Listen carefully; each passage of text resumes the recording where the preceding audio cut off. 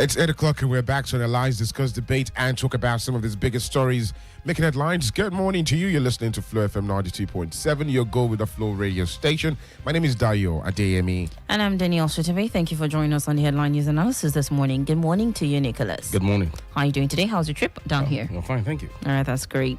The views to be expressed is not in any way the position of FlowFM 92.7 or the staff therein, but is expressed by our in-house analyst, Nicholas Uwerunonye.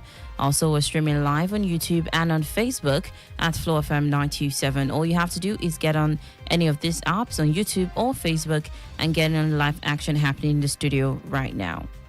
Don't forget to be part of the conversation. Just give us a call on 0807 777 9927. 0807 777 9927. You are absolutely free to express yourself this morning, but please let's keep the conversation very, very civil. You can share stories outside of what we have this morning, but please, if you must do that, it must be from credible sources, and of course, it must be verifiable.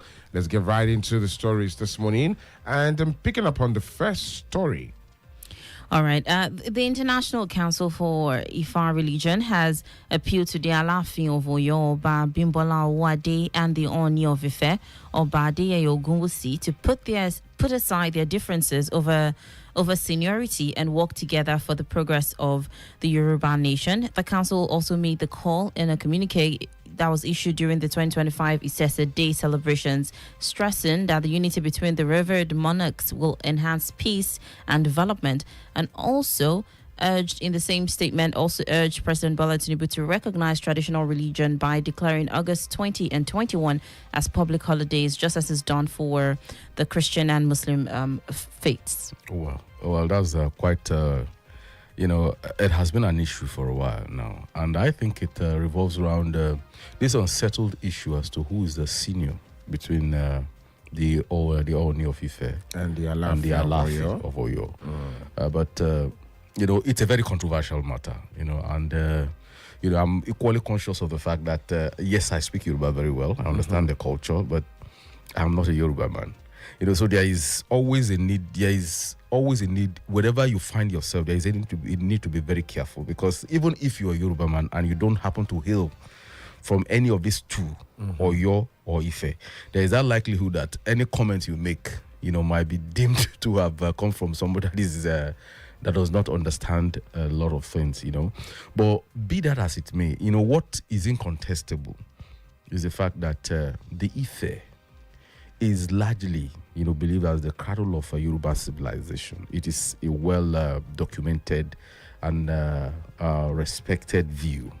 Even though there are a bit of some controversies here and there as to, what the true origin happens to be, and interestingly, you will know, it is quite interesting to, even know within the Yoruba, a group, a major group, you still have the Egbas, where they are, the Aujalia of, Ijebu. The Ijebus, they tell you a different story entirely. So they trace their ancestry to somewhere outside Nigeria, towards the Benin, Togo axis. And of course, you have others that will say, that there is a relationship between them and the Gala. And of course, the Benin angle is there. So you see that there is a lot of, angles to the whole thing. But you see, what is generally accepted is that Ife, might just be like, where the identity of what you call Yorubas today, actually, started from.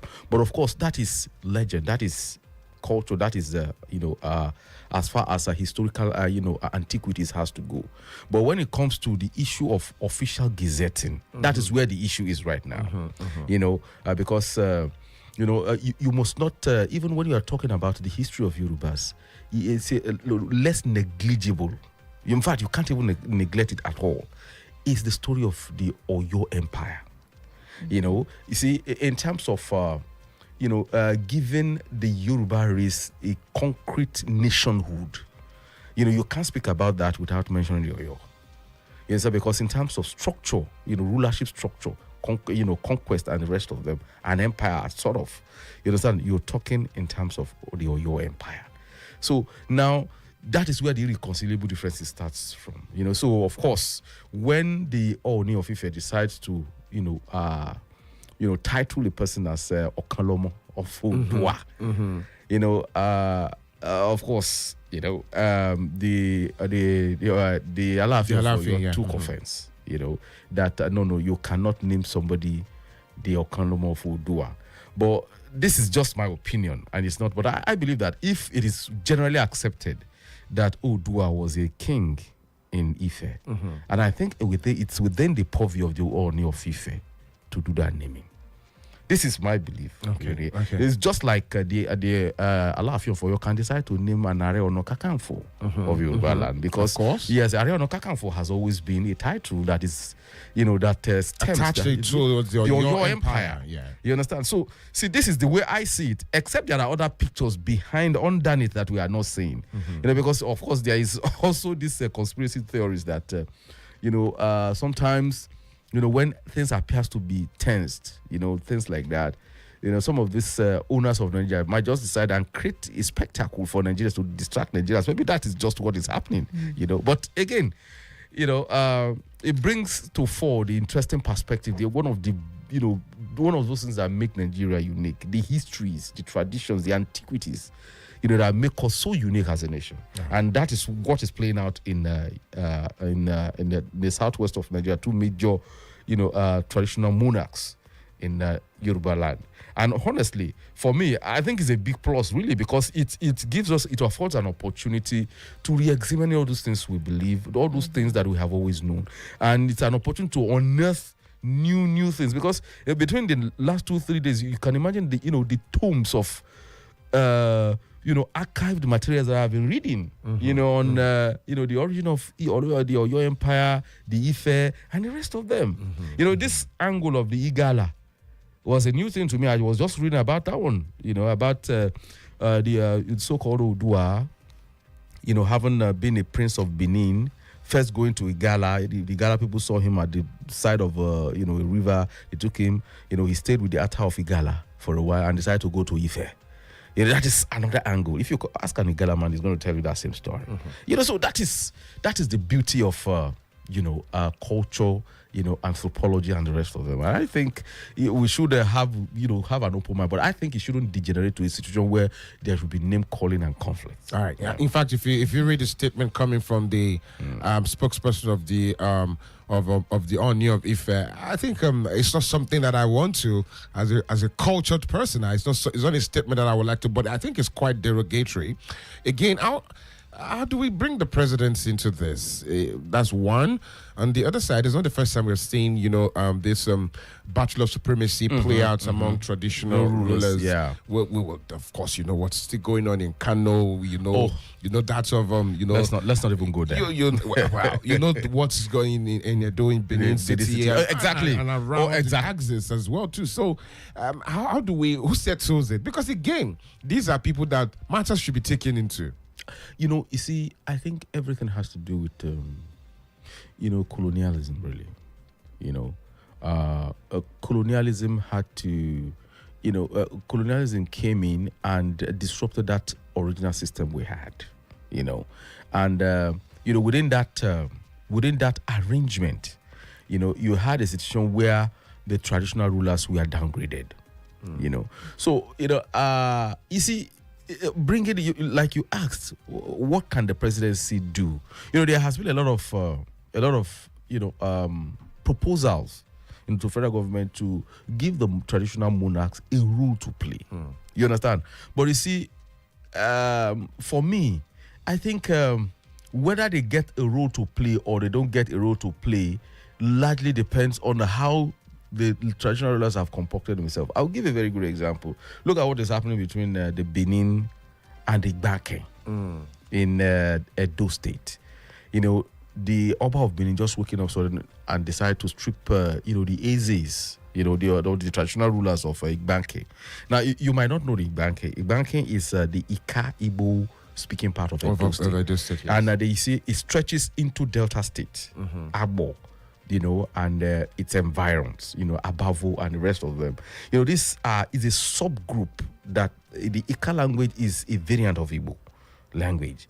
You understand? So the traditional ruler stripping their traditional title, all of a sudden what you are having there is that they have refused to recognize the Oba of Benin as the chief monarch. They are insisting that they are going back to their Igbo roots. And that thing has been gaining a lot of traction, and it's one of those things fueling the need to create the Anioma state. You understand? So you see, sometimes there is always this overreach by traditional rulers. They keep on assuming that this is still the pre-colonial Nigeria. No, Nigeria has moved on. You understand? Nigeria has moved on. So this overreach tend to fuel conflict. So you are now saying that people who have the capacity to fuel conflict, because what you are saying there is ethnic, it's a form of irredentism, that our king is better than your king. That is what is happening in Ife, between Ife and Oyo. That is what you are saying. If you see an Oyo and Ife man now, they will be they'll be looking at it with suspicion. So that is the kind of sentiment that such institution can. So when you now give them a constitutional role, what happens then? What happens then? So that is where I'm a bit cautious, about this issue of presidency waiting in and things like that. I think if we look at it, federal government over time have been weighing the situation, but probably what they are saying is that the merit of giving them constitutional rules to play, the merit is lesser compared to the demerit that might come from it. Because if you ask me, really, it's because those traditional institutions didn't hold themselves, they didn't clothe themselves in glory during the colonial, during the slave trade, because they were the ones really selling Africans, to the white people. You understand? So if they had held their, that is, they have held their own part of, their role, their constitutional, their traditional role, they have held it very well. Played a good resistance to that, slave, movement. Yeah. What we have now will not be what we have. Okay. So when colonialism came, they created a superstructure that transcended the traditional way of looking at things. So they just allowed them to continue to be there. So, and that is what the present Nigerian government has inherited. And people don't change. They don't change structure that has been working for them. It doesn't happen. All right, If that story interests you, please give us a call on 0807 99927. Then you can also leave us a message on WhatsApp as well to 0807 777 9927. Let's move on to another story. All right, this news story. The presidency on Wednesday declared that Nigeria is no longer in what it described as the jeopardy zone of insecurity. Now, the special advisor to the president on media and communication, in person of Sunday Diary, noted that although challenges remain, the security situation has improved compared to the peak of the Boko Haram insurgency and the Sambisa crisis years ago. And he also recalled that the entire nation was once under what he described as a heavy insecurity cloud. And now, government institutions are now stronger and responses to flashpoints are more effective. All right, before you just make your comments, the phone line is buzzing. Let's take this call. Hello, good morning. Hello, good morning. Good morning to you. My name is Shitta. I'm calling from Zongo. All right, Shitta from Zongo, it's good to have you. Good morning, you have the floor. Thank you. I think on the issue of Alaafin and Oni, it's high time for both of them to work together. They've had this issue in the past between Olubuche then and late Alaafin of Oyo. But for long, in the end, they have to resolve the matter and work together. You see, this is what we have been saying. If they are distracted with what they are fighting on, how are they going to even watch over the so-called their territory, their present territory? People are fighting for them that they should be carried along by the government, that they should work with the government to stop all this insecurity, bring progress to various places. But if they have to be distracted on the issue of me and superior, this one is superior, fine. They don't have to be living in the past. Before the independence, we know that Yoru, the entire Yoruba land, and we know that Oni of Ife, Ife is the seat of Oduduwa. but they have to live in the present. All these powers they are talking about, if the government want to do anything, it is only local government chairman they will set to both of them, not even the governor. So that is the reason why they need to work together. They should forget about this superiority thing. They need to work together and move the land forward. So that is my take on the matter. Thank you very much. Thank you very much, Shitta, for your comment. We appreciate it. Well, he has summarized the issue because if they keep on distracting, governance, there is always that tendency that it will further reduce the stool. It will further reduce the throne.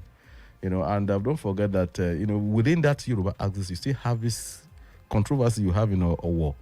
The traditional ruler is consistently denigrating, the traditional Yoruba, culture, because he professes one particular religion. And that is uncalled for a traditional ruler. One must say, Hello, good morning. Hello, good morning, Danielle. Good morning to you, Mr. David. This is calling from Shao. All right. Please go ahead with your comment. You see, on the issue of Oni and Alaafin, the question we must ask ourselves is this. Who is Oduduwa, the father of the Yoruba race? Who is Wamamenya, the son of Oduduwa? Then how can the son now say he is superior to his own father? Alaafin is not superior to... Alaafin is a son to Oduduwa. So either Alaafin like it or not, you just have to take it like that. It has been like that. That is what it should be. Thank you. All right, thank you, Mr. David. We have quite a number of comments. Let's take this. Declaring the public holidays specifically for the Sheshe days seems unnecessary to me, considering that the majority of Nigerians are either Christians or Muslims. In the context, most people who identify as Sheshe worshippers may also have affiliations with Christianity or Islam. Therefore, a full public holiday might not reflect the broader national religious identity. However, if the intention is to promote cultural awareness and heritage, then I believe calling it a cultural day will be more appropriate and inclusive. Every ethnic group in Nigeria has its unique culture, and celebrating these cultures contribute to national unity and pride. You didn't include your name. Good morning. I am Olani James. I'm reaching out from Tanke Okyodo. On the issue of the Alaafin and the Oni, it would be wrong to say they can work together because it cannot happen. Both can only understand their limits, respect one another, and ensure the Yoruba race move forward. Thank you a lot for your comment. 0807 777 All right, that other message is coming from Uwerunonye Tunde from Tanke. Thank you. Let's move on, please. Yeah, well, that is just it. You see, there can never be a consensus on that issue. You are going to have a lot of people pitching in with their ideas and pitching in with what they think should be. But like this young man advised, those differences will be there, but they should work with those differences. They should be able to sit down and see how to move the race forward. All right, let's quickly squeeze this on. On the matter of the tension between the Oni of Ife and the Alaafin, I believe the ultimatum reportedly given by the Alaafin to the Oni was unnecessary and could be interpreted as disrespectful. The Oni of Ife, as a foremost traditional ruler among the Yorubas, deserved to be accorded the dignity of his office. Nonetheless, I commend the Oni for handling the situation with wisdom and maturity by choosing not to escalate the issue publicly. His silence speaks volumes and reflects true leadership. I respectfully call on all prominent Yoruba sons and daughters, elders, intellectuals, traditional chiefs, and cultural advocates to step in and mediate. Reconciliation is vital so that the current tension does not escalate further and damage the unity and respect within the Yoruba traditional institutions. Uwerunonye today. Thank you. Okay. Wow. Well, that's that about that. I think, however we will look at it, we will just only scratch the surface of this entire issue. All right. Yeah. Well, we had brought up another news story concerning the presidency and saying that that was from Sunday Diary. You see, it's a new coinage, really. I mean, that jeopardy zone. In all my years of looking at conflict, I've never had that before. Maybe just is an invention for him. Maybe what he's trying to say is that in terms of what we used to have, it's no longer so. If you recall, we are talking of a show where, insurgents, there is less use of the word insurgents now. Insurgents move on or move wholesale on an entire community, seize it, post their flag, and start exacting tax We no longer see that. That is no longer happening. But what we are seeing invariably is more of an asymmetric kind of warfare. Now they have taken it into our forests, and it is coming down south. Now, as we speak, we are talking of Babanla and Kwara South, Babanla, and Kwara North. A few days ago, a football academy came all the way from Lafayette, and they were all wearing armbands, in solidarity with the North. Kwara North. In solidarity with Kwara North. You understand? Telling the world that the place is bleeding. So that is why I always urge a spokesman of the president, spokesman of government, spokesman of people who are in offices to be more concrete in what they say. You see, because if you ask me to describe crime, if you ask me to describe insecurity, I'll give you parameters of measuring them. There are indexes, either the one that is recognized globally or even crime mapping. You understand? Or the level of communities where there is a way you measure insecurity. Okay, in this territory has been recovered from armed bandits. So how has it translated to people going back to farm, for instance? So okay. Please hold on. Sorry to bother you, Nicholas. Hello, good morning. Hello, good morning. Good morning to you. What is your name and where are you calling from, please? Anas Alpha is my name. Could you say? I'm calling you from Uwerunonye. Okay. All right. Could you say your name again, please? Anas Alpha. Okay. Anas Alpha. All right. Please go ahead with your comment. I want to speak on the issue that has to do with insecurity. Please go ahead. The Minister of Youth has just said that the security system in the country has improved. It's not getting me wrong. It is even better during terms of Boko Haram, in terms of insecurity, than what we're experiencing now, man. Go to Kwara North. You cannot stand 10 minutes and you not drop tears. The moment it's 5 o'clock, people from villages are moving from one place to another community where they will sleep. The following morning of 6 o'clock, they are going back to their same village to go and stay and go and look for their own earnings. It's not funny again, man. We just have to wake up. It's not issue of other. You see helicopter flying within our territory. Yes, those people around place are not safe. Who are those on those helicopters that are going around those villages? Are we saying that we cannot capture those bandits inside the bush? You see checkpoints on the road if you are going to Kwara North, but you will be surprised that nothing in terms of insecurity has improved. Issue of prayers, it has gone. We don't need to go and be saying, let's pray, let's pray. It is time for us now to go into action. The military should pay their personnel what they are due to be paid. You can't risk your life truly to rescue somebody and your family will just go after you lost your way. Ma, I always appreciate FlowFM because you're always hitting the nail. Hitting it well on the nail. Your hammer is always straightforward on your programs. Thank you and have a good day. Thank you, and have an extra good Thank day. you very much. Thank you so much. Well, the young man has summarized. He took the words from my mouth.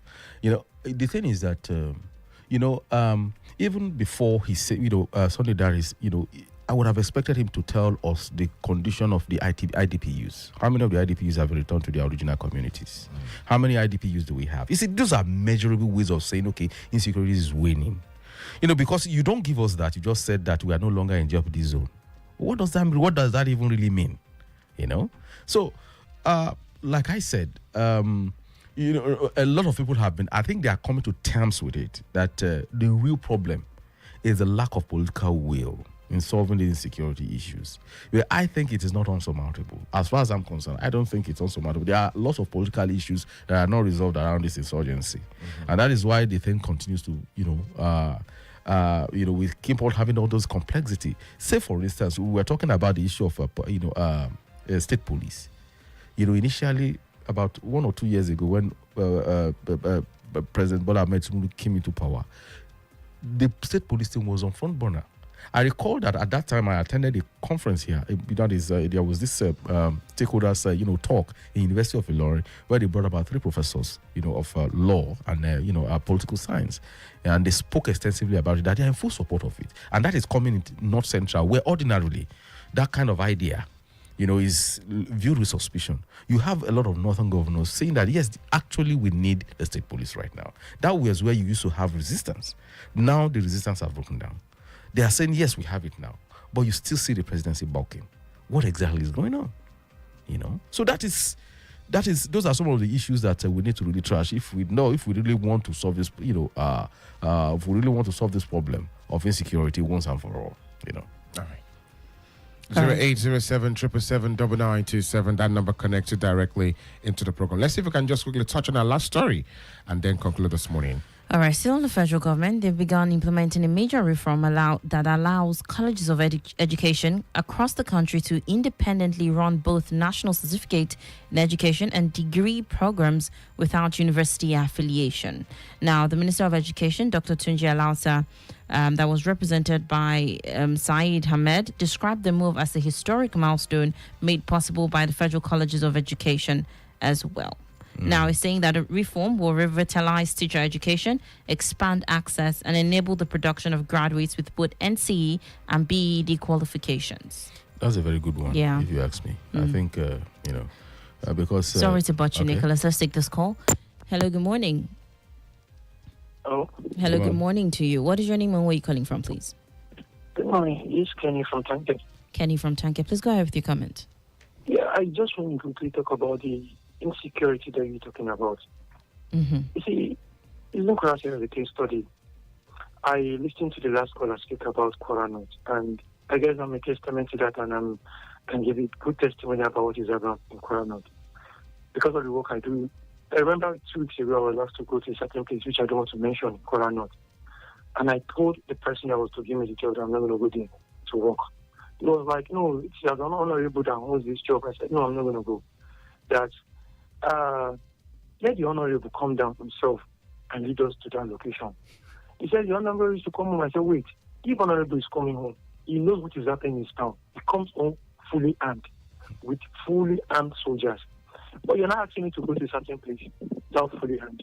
The guy that was not talking to now said, you know what, you are right with what you said, that even at 5 o'clock, where you are going, the community beside that place and moves to another location to go and sleep, to go and abode, and comes back and have 7 a.m. the following day. I said, why is that? He said, because of the insecurity. And I said, no, the honorables are asking me to go there. So which means even the honorables, the political members, they know what is happening. If they are flying that road, you see military checkpoint true. But what are the military doing? They extort money from the bikemen. They collect 200 from the bikemen, they collect 500 from the truckmen, and they collect 300 from the cabmen.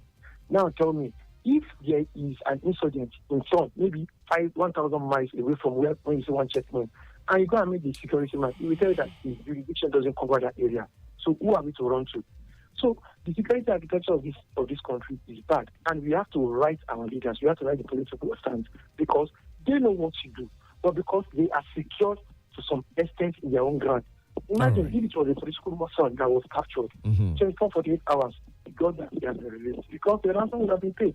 But for the poor man, they don't care. So it is until they take over the horn. It's not by flying helicopters all around. Helicopters are in Kwara State. We're sorry to interrupt you, but our time is fast. Thank you, Kenny. Thank you, well said. Thank you, Kenny. All right. Your closing remarks, real quick. Let me just summarize with what Ken said. Let me end with that. That you see, the people in office are secured. That is why it appears as if they are not feeling it. So that's right. They should do something about it and consider the poor man that is on the street. On the street. All right. Thank you very much for that. The views expressed is not in any way the position of FlowFM 92.7 or the staff therein, but is expressed by our in-house analyst, Nicholas Uwerunonye. My name is Danielle Shitta-Bey. Thank you for joining us. And I am Adedayo Adeyemi. We'll return again tomorrow, same time, 8 to 8:30. Have a good morning.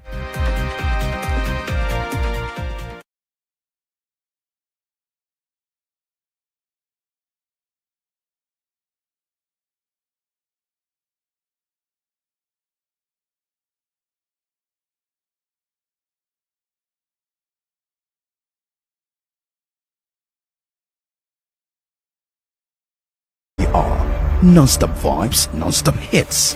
This is Flow FM 92.7. Good morning, Ilorin. You know what time it is. Wake up with us and get your day started right. We've got the hottest headlines, trending topics, and the music you love back to back. You already know we keep it fun, fresh, and real. Mid mornings with us, you won't want to miss it. We bring the energy, the laughs, and of course the tunes that gets you through the day. Afternoon on Flow FM is where the culture lives. Music, entertainment, and all the gist that you need. And if it's trending, you already know we're talking about it.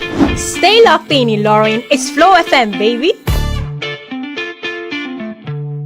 The night's young, the vibes are right, and we are flowing past midnight. You ready to chill? Let's go. Listen anytime, anywhere. Stream us live, call us, send us a WhatsApp message. We're just a tap away. Flow FM 92.7. My music, my radio.